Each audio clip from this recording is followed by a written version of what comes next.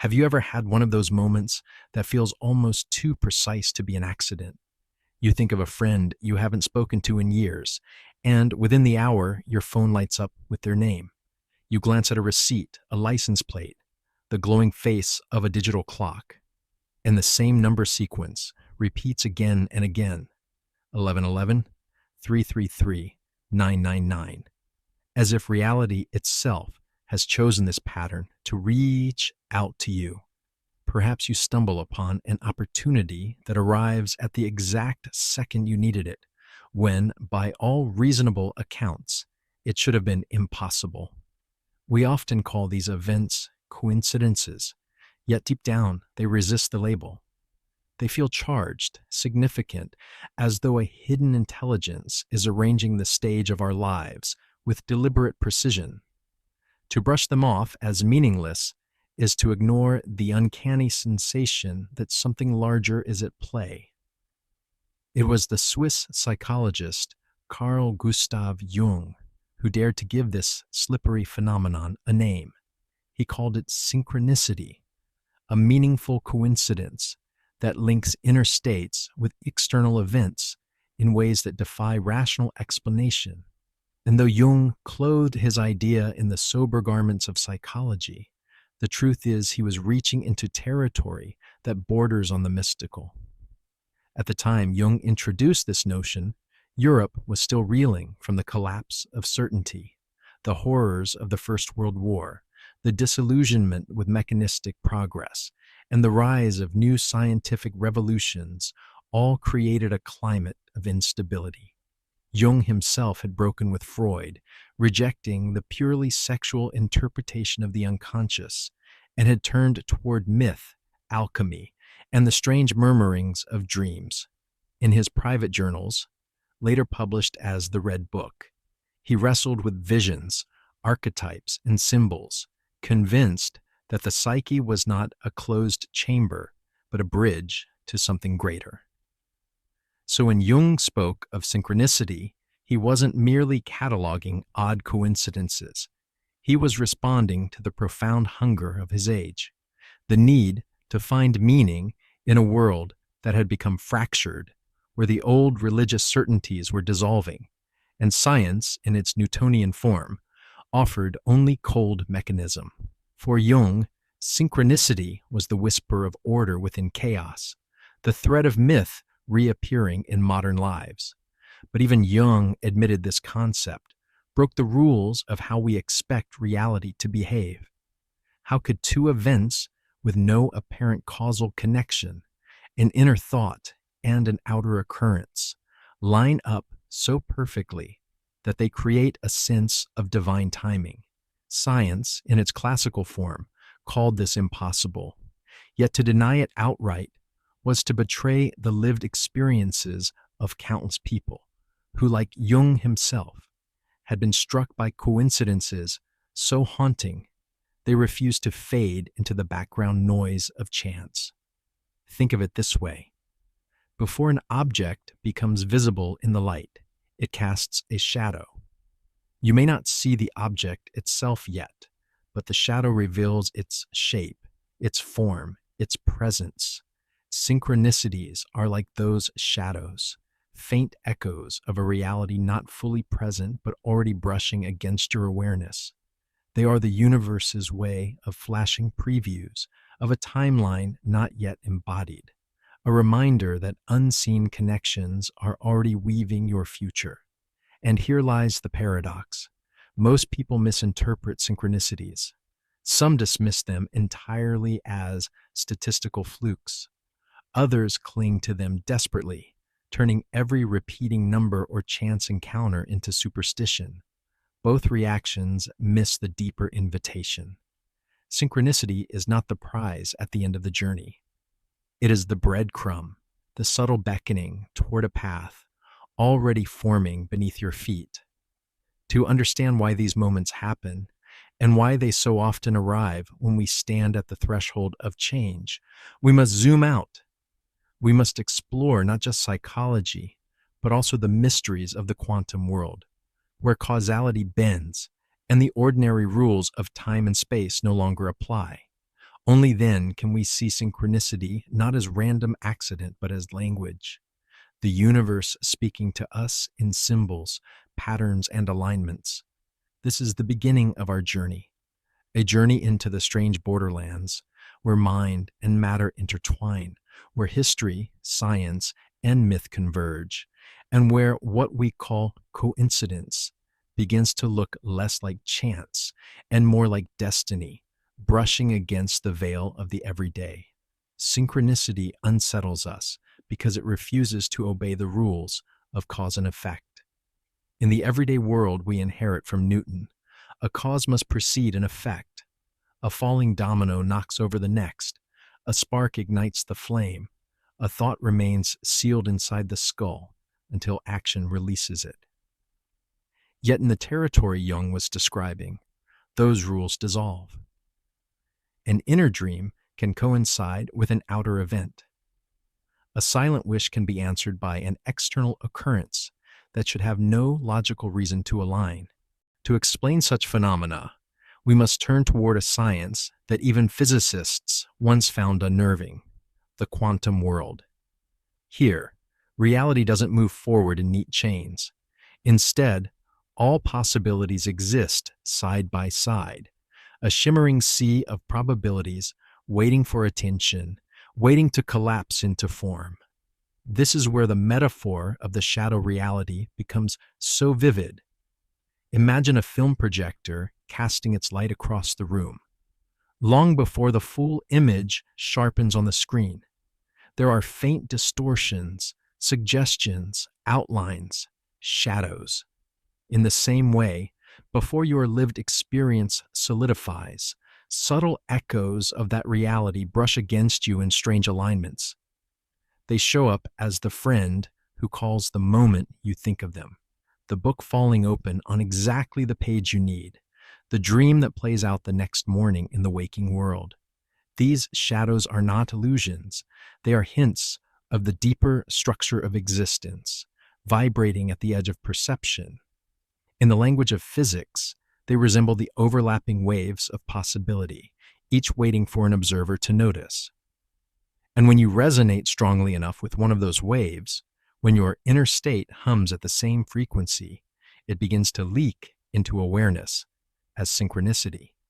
Even Albert Einstein, so often portrayed as the champion of rational physics, was deeply troubled by this. He famously quipped, "God does not play dice with the universe," resisting the implication that chance and probability could rule reality's foundation. For Einstein, reality had to be ordered, determined, measurable. Yet standing across from him in the great debates of the 1920s was Niels Bohr, who countered, "Stop telling God what to do." Bohr accepted the quantum paradox, that at the smallest scales, the universe did behave like dice, where possibilities only became facts when observed. These arguments were not just scientific, they were existential. They revealed a world in which certainty fractured, where observation itself shaped reality. It was within this intellectual storm that Jung's ideas about synchronicity found resonance. He wasn't inventing a mystical explanation out of thin air. He was echoing a transformation already taking place in science, one that suggested reality was stranger, more malleable than common sense allowed. Think of how unsettling this must have felt in the early 20th century. Generations had been raised on the clockwork cosmos of Isaac Newton, where every action had a predictable reaction, where order reigned supreme. Suddenly the ground shifted. Particles behaved like waves until looked at, then collapsed into certainty. Objects separated by vast distances could influence each other instantly, as though distance itself was an illusion. In this fragile new landscape, synchronicity made sense, not as superstition, but as consequence. If the universe was built not like a machine, but like a field, fluid, responsive, entangled, then why shouldn't an inner state and an outer event line up in ways that looked miraculous? Why shouldn't shadows of the future ripple into the present, announcing themselves in patterns too precise to be ignored? This was Jung's daring insight. Synchronicity was not about breaking the rules of reality. It was about discovering that reality's rules were never as rigid as we thought. And so, the next time you encounter a strange coincidence, consider that it may not be meaningless. It may be the whisper of a shadow forming, a preview of a probability wave collapsing into your lived experience, a secret message from the quantum sea, reminding you that the future is already brushing against the now. Neuroscience tells us something fascinating. Your brain is not a passive camera recording reality. It is a prediction machine. At every moment, it filters billions of sensory inputs, discarding nearly all of them, and highlights only what matches your focus, your expectations, your state of mind. This means when you begin tuning into a certain frequency, abundance, love, fear, loss, your mind literally starts to illuminate external events that resonate with that vibration. This is why a person who dwells in fear seems to attract fearful circumstances. They see danger everywhere, even in the smallest gestures. Meanwhile, someone immersed in gratitude begins to stumble upon blessings. Supportive people, timely opportunities, moments of serendipity, because their awareness is tuned to notice and amplify them. It is not luck, it is resonance. But here lies the deeper truth. Your brain is not just noticing, it is entangled with the field of reality itself. Your state of mind doesn't merely filter reality, it helps shape which version of reality you collapse into. This is why synchronicities feel so piercingly personal. They are reflections of your own internal vibration shimmering outward into the world. Of course, this hunger to find meaning in patterns is not new. Long before the rise of psychology and quantum physics, human beings sought guidance in coincidences. Ancient Romans sent augurs to interpret the flight of birds, their formations in the sky, believed to reveal the will of the gods. In ancient China, scholars cast yarrow stalks to consult the I Ching, a book of changes where random patterns became messages of cosmic timing. Across cultures, dreams, omens, and the shifting of the stars were treated as signals, not accidents, but doorways into hidden knowledge. To modern minds, these practices may seem like superstition, but in truth, they represent humanity's earliest recognition of synchronicity. The ancients intuited what neuroscience now confirms, that attention creates pattern, and that pattern creates meaning. When the mind enters a heightened state, through ritual, emotion, or intention, it becomes sensitive to the subtle correspondences between inner states and outer events. Carl Jung himself was deeply influenced by these traditions. He studied the I Ching and saw in it not primitive magic, but a symbolic system built on the principle of synchronicity. When one tossed the coins or stalks, the outcome appeared random, yet it somehow aligned with the questioner's inner situation. For Jung, this was proof that meaning could bridge the inner and outer world in ways no linear cause and effect chain could explain. So when you notice repeating numbers, overhear the same phrase from different mouths, or cross paths with an opportunity just as you've been longing for it, this is not mere chance. It is the same pattern-seeking instinct that has guided humanity for millennia, now working through the modern theater of your own life. But beware, resonance is a double-edged sword. It can illuminate the extraordinary, but it can also trap us in illusions.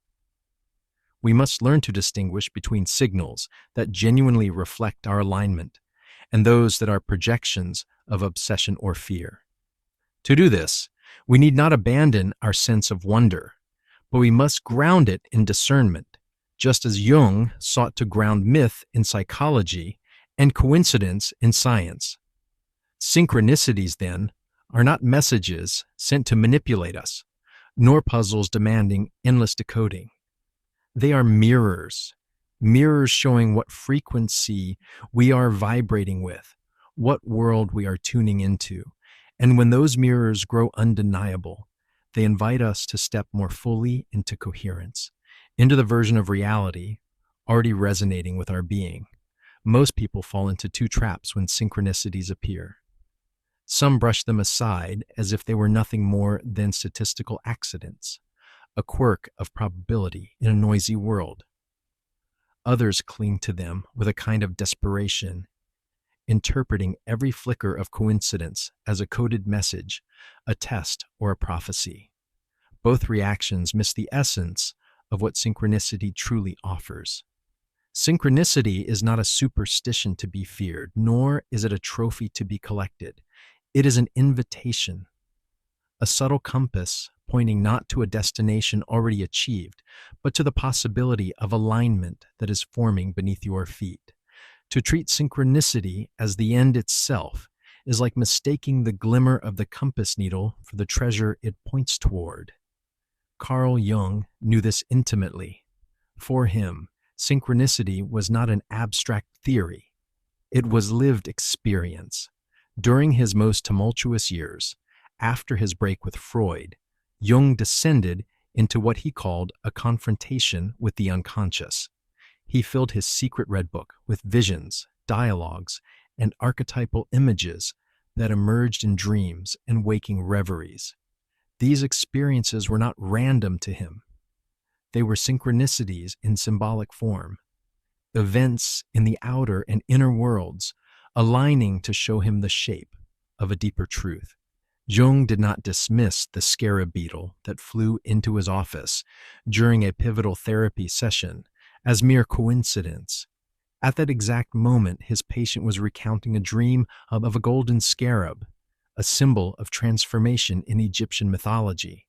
When the real beetle tapped against the window pane, Jung handed it to her, declaring the moment an undeniable example of synchronicity. The coincidence broke through her intellectual defenses, opening her to a shift that words alone had failed to achieve. This story reveals something essential. Synchronicities are not passive curiosities. They are catalysts. They break through our rigid expectations and demand our attention. They arrive when logic falters, when we are too caught in reason or routine, and they shake us awake. Like a sudden strike of lightning, they illuminate a path for an instant, just long enough for us to glimpse a wider horizon. But to follow them blindly is just as dangerous as ignoring them. Synchronicities are not instructions. They are not demands from some external universe testing us. They are feedback from the field itself, reflections of where our own inner state is aligning. They ask us to pause, to breathe, and to ask, what within me is this event mirroring? What shift of perspective is being invited? In this way, synchronicities transform from coincidences into navigational tools.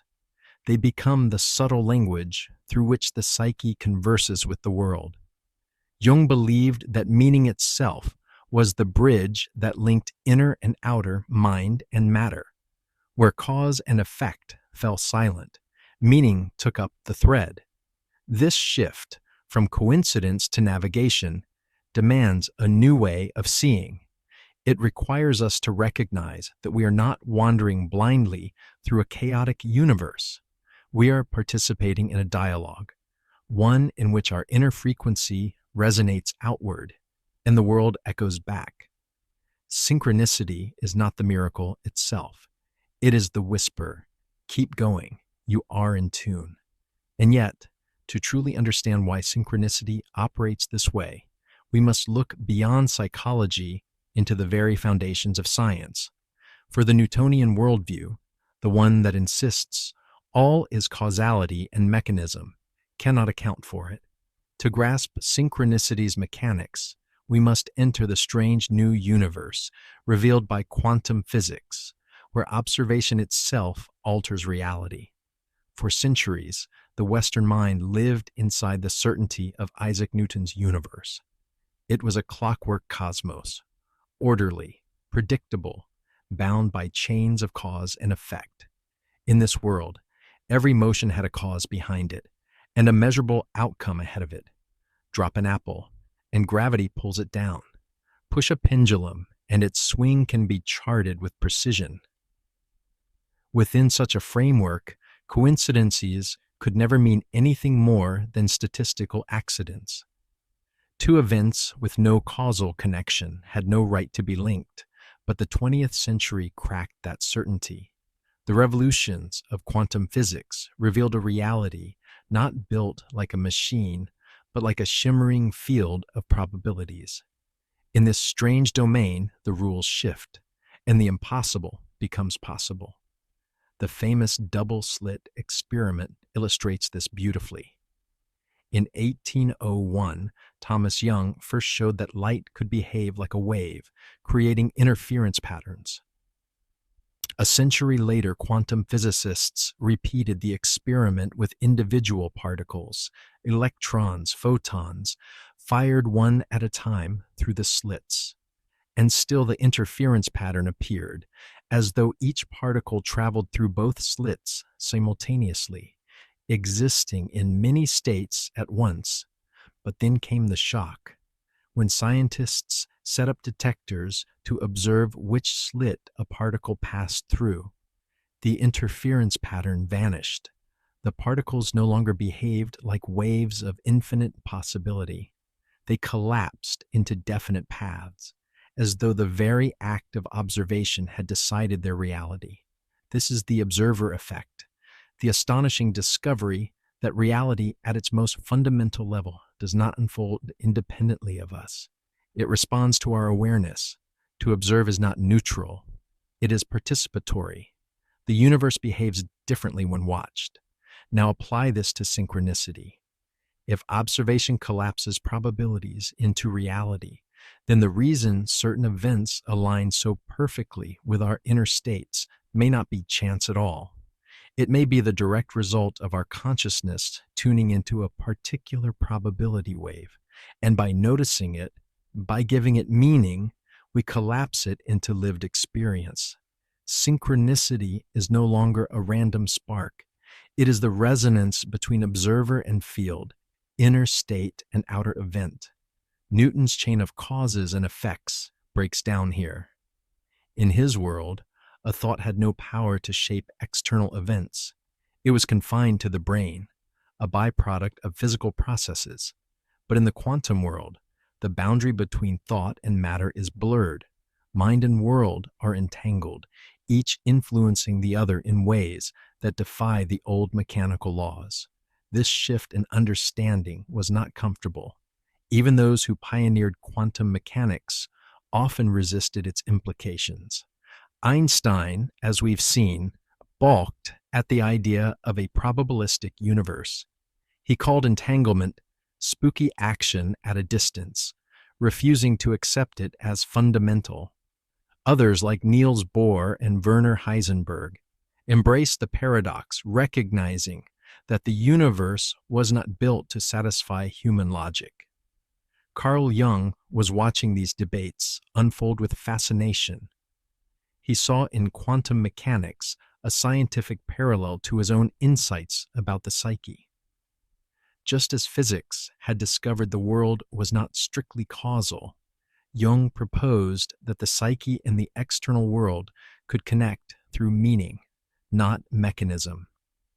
The synchronicities he studied were psychological equivalents of the quantum revolution, signals that reality itself was responsive, participatory, and far stranger than we dared believe. And so synchronicity becomes a bridge between worlds, the scientific and the spiritual, the psychological and the physical. It is the universe reminding us that Newton's clockwork is not the final truth, that beyond the gears and levers lies a field where attention and resonance shape what becomes real. If the observer effect showed that consciousness could collapse possibility into form, then quantum entanglement revealed something even stranger, that separation itself may be an illusion. When two particles interact, they can become linked, entangled, in such a way that no matter how far apart they are pulled, their states remain connected. Change one and the other responds instantly, faster than light should allow. Einstein, unnerved, dismissed this as spooky action at a distance. Yet countless experiments since have confirmed it. Once linked, always linked, Carl Jung saw in this principle an echo of synchronicity. Just as entangled particles mirror each other across vast distances, so too can the inner state of a human mind and the unfolding of an outer event appear mysteriously aligned, even when no causal chain connects them.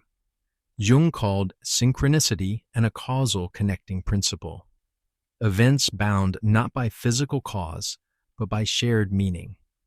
The most famous example came not from theory, but from Jung's own consulting room. A patient, locked in intellectual rigidity, recounted a dream of a golden scarab beetle, a powerful symbol of rebirth in Egyptian mythology. As she spoke, Jung heard a tapping at the window. There, against all odds, was a scarab beetle, rare in that region. He caught it, presented it to her, and in that charged moment, her defenses cracked. The coincidence was too precise, too symbolic to dismiss.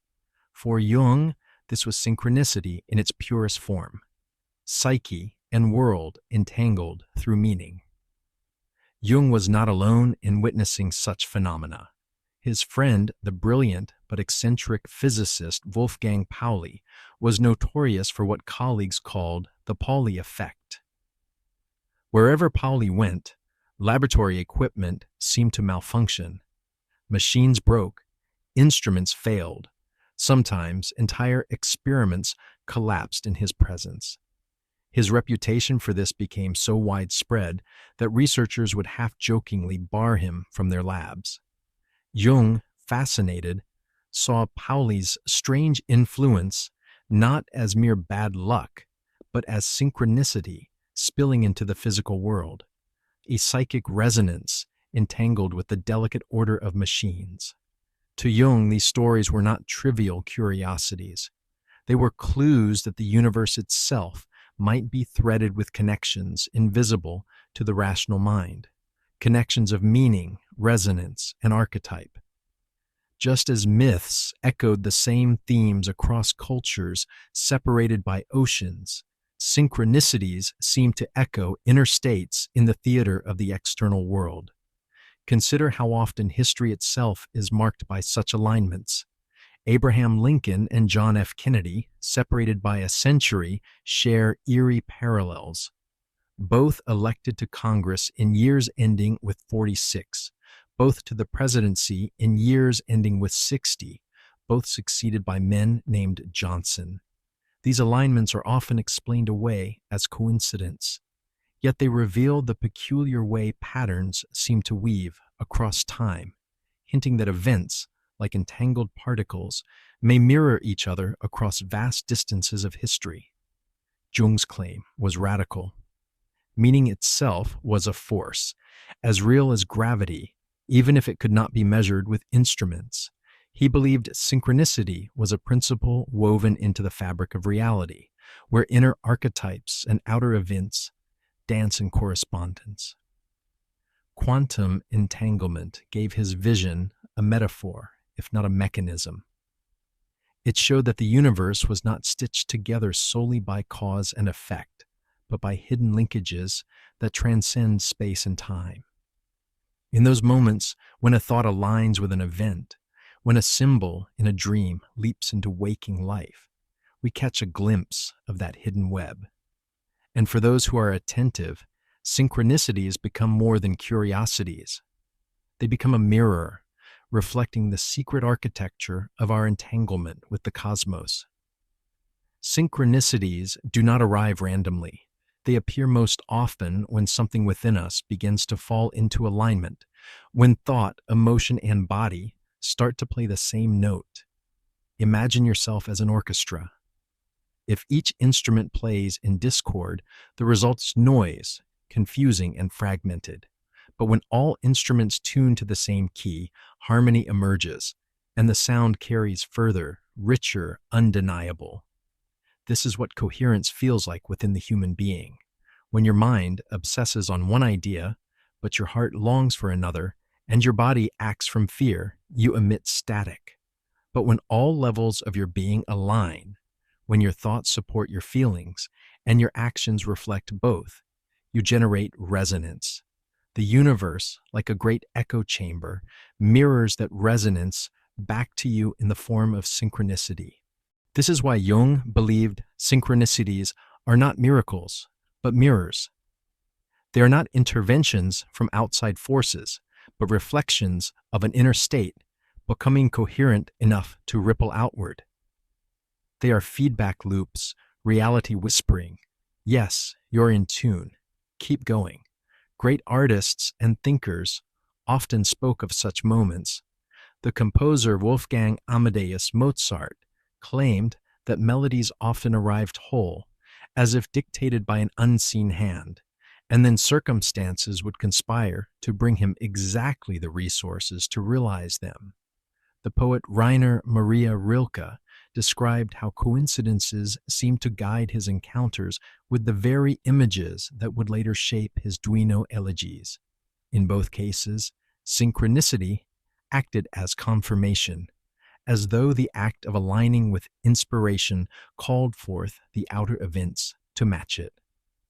Modern creators, too, speak of uncanny convergences.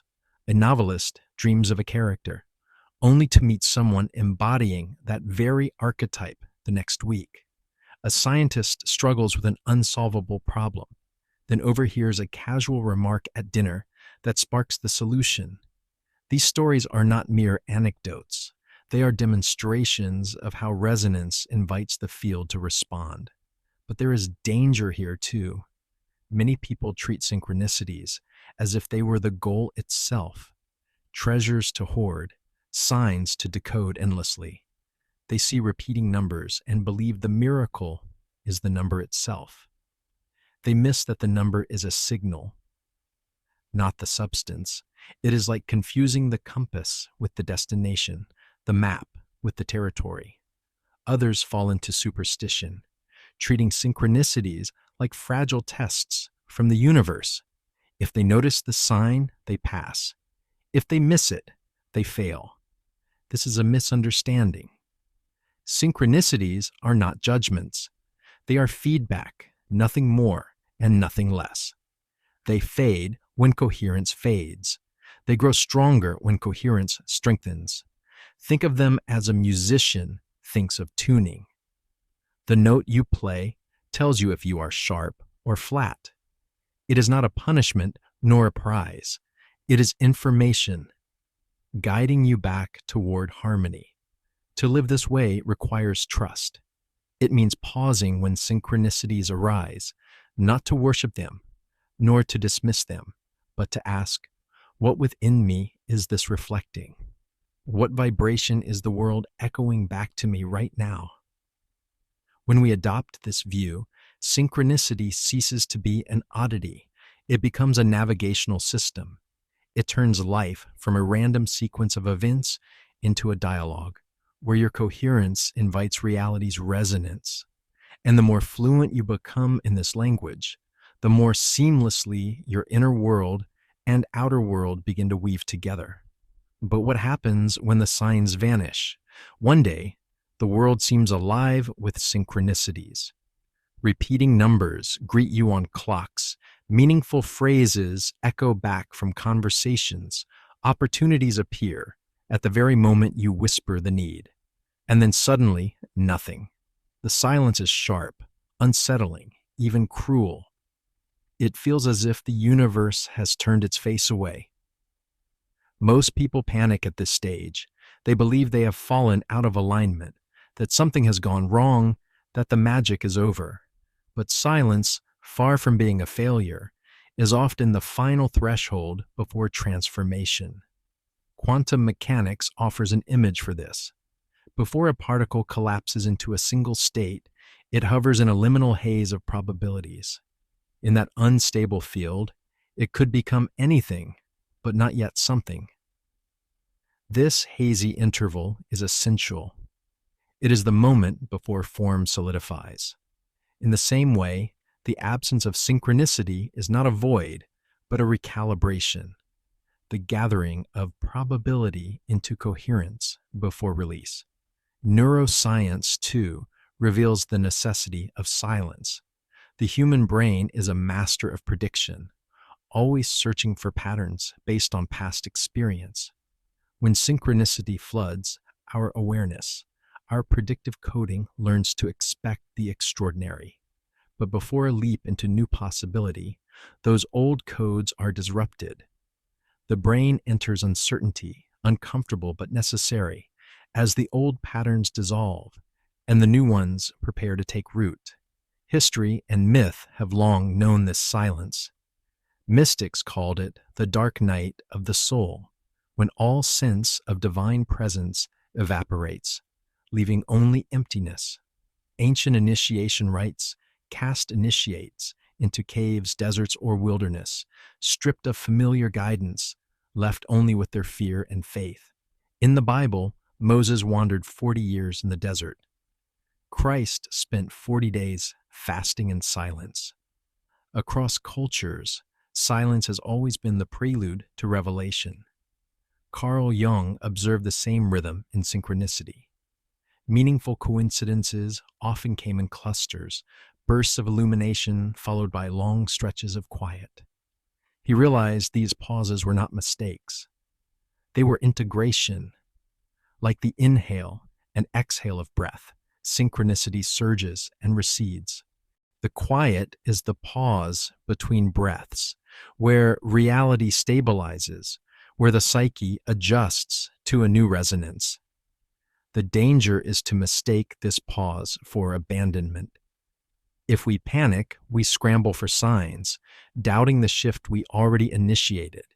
But if we trust the silence, we anchor the change. The absence of synchronicity is not absence at all. It is compression. It is energy gathering before the release, the bowstring pulled taut before the arrow flies. Spiritually, this silence asks the deepest question. Will you continue to resonate even without proof? Will you trust your coherence even when the universe withholds its mirrors? This is where alignment becomes strongest because it no longer relies on external validation. It becomes self-sustaining. Paradoxically, the disappearance of synchronicity may be the most powerful synchronicity of all. It is the universe saying, "You have seen enough previews. Now live the reality." Training wheels fall away, not because the road ends, but because the rider has found their balance. So if you find yourself in silence now, do not despair. Do not chase the signs. Breathe into the stillness and remember, the quiet is not rejection, but threshold. It is the final pause before the shift locks in. Most people spend their lives scanning the horizon for signs. They check the clock for repeating numbers, wonder whether a stranger's remark was coded with hidden meaning, or listen to a song on the radio as if the lyrics were written for them alone. And while synchronicities are real, powerful, and often beautiful, to remain forever dependent on them is to miss their ultimate purpose. They are not the destination. They are the invitation. The real shift comes when you stop chasing synchronicities and begin embodying the state that produces them. Instead of being the seeker of alignment, you become its source.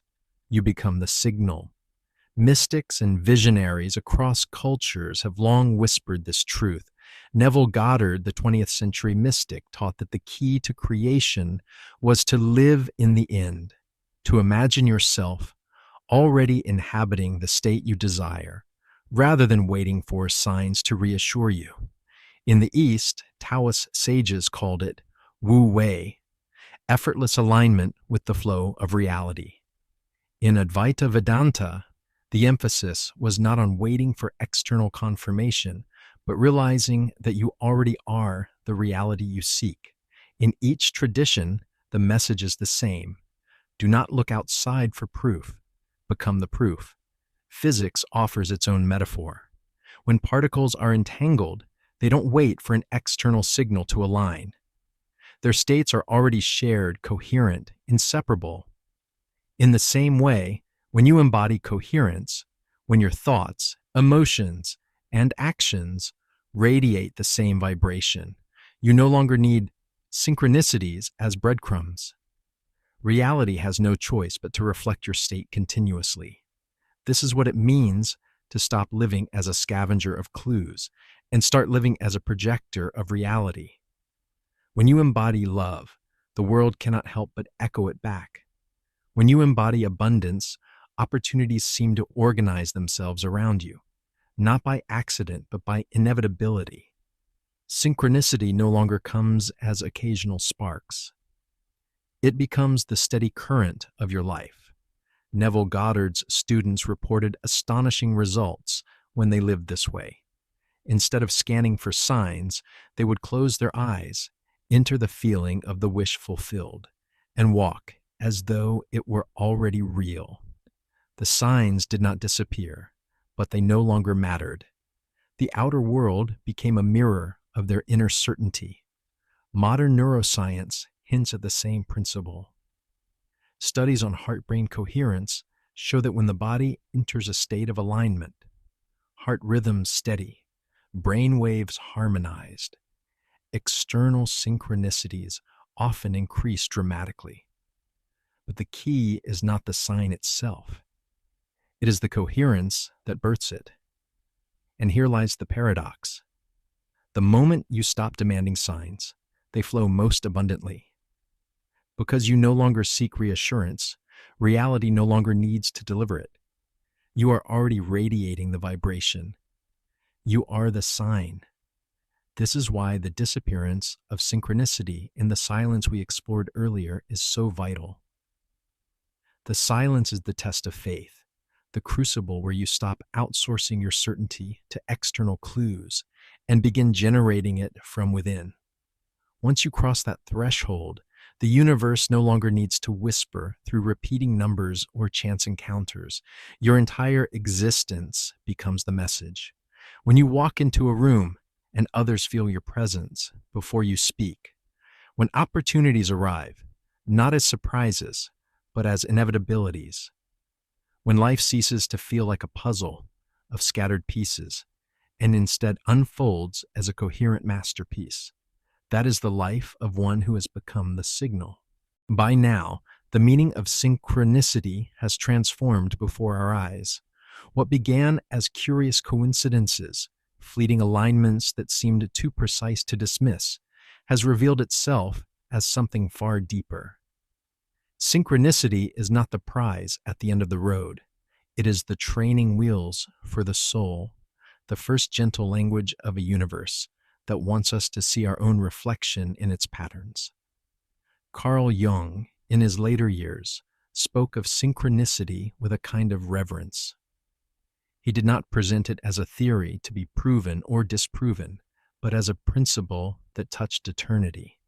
He sensed that just as gravity pulls objects together, meaning itself binds psyche and matter, weaving an invisible order through the apparent chaos of life.